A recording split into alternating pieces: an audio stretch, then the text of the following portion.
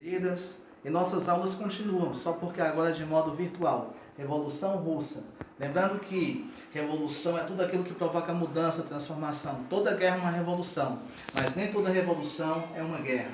Essa revolução, ela provocou uma mudança tão grande que, na verdade, é aí que começa a história do primeiro Estado socialista da história mundial.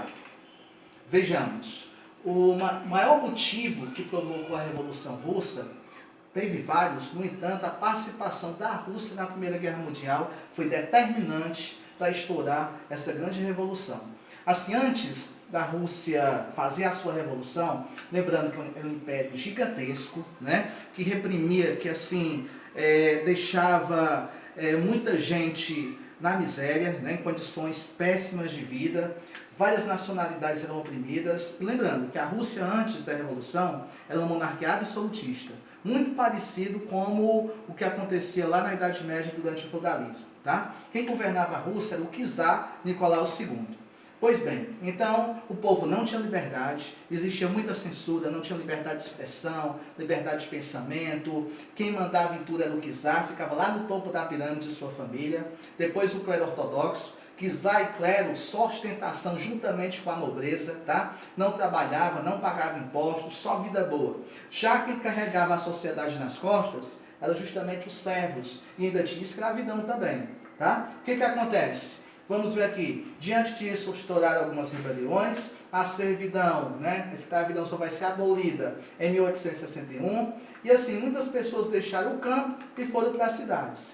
Lembremos que a Rússia está entre os países que fizeram a segunda revolução industrial lá no século XIX. Então, a Rússia queria se expandir, queria se tornar imperialista, queria se industrializar. Isso vai acontecer. Como é que a indústria, né, acontece na Rússia? Como é que a Rússia vai se industrializar? Principalmente devido ao capital estrangeiro que vai entrar e farta mão de obra.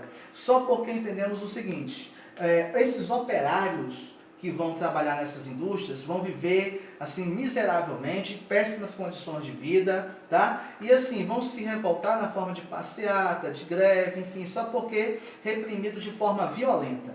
Agora lembremos, tá? Vou passar aí um spoiler para vocês. Só vai ocorrer a Revolução Russa, né? Ou seja, só vai acontecer pela primeira vez na história uma revolução socialista na Rússia, porque a burguesia era uma burguesia não consolidada. Não era uma burguesia forte, que nem na Inglaterra, que nem na França, porque senão não tinha acontecido na Rússia. Então, entre outros fatores, isso favoreceu que a Rússia fizesse essa revolução socialista. Tá? Revolução essa baseada nas ideias, né, do marxismo, nas ideias de Karl Marx, né, e Friedrich Engels, principalmente, o chamado socialismo científico.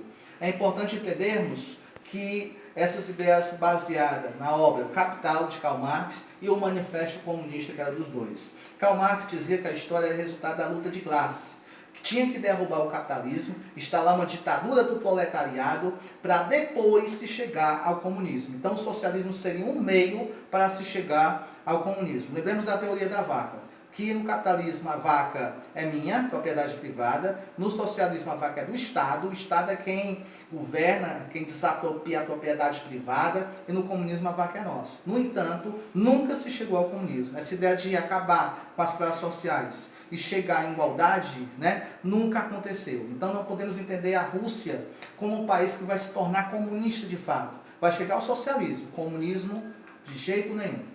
O que acontece, né? Podemos entender o seguinte, pessoal, que vai se formar aqui o Partido Operário Social Democrata Russo, né? Lá na Rússia, isso muito antes da Revolução, só porque eles vão discordar das ideias em relação de como se chegar ao socialismo.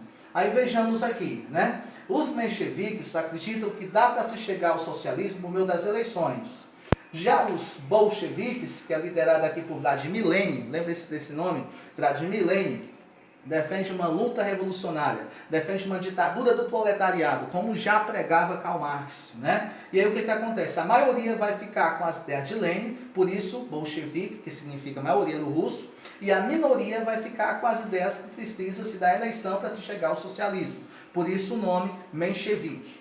Aí o que acontece? Vai estourar algumas revoltas, algumas manifestações, justamente porque a Rússia fez guerra com o Japão e perdeu. Então a economia russa ficou assim totalmente mais quebrada ainda, né? E estourou uma revolta onde os manifestantes foram mortos pela polícia do czar. Então esse episódio ficou conhecido como Domingo Sangrento.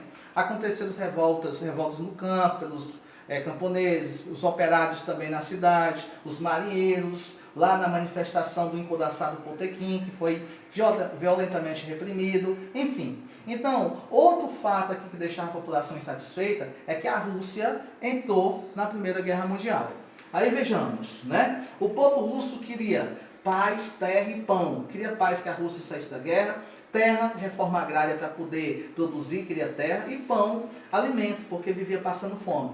Então vai estourar duas revoluções. É a Revolução Menchevique primeiro e depois a Bolchevique. Vamos entender. A Revolução Menchevique vai derrubar o governo do czar e instalar uma espécie de república, concedendo liberdade de expressão, de imprensa, de pensamento, tá? Só porque a Rússia permanece na guerra. Isso deixa a população insatisfeita.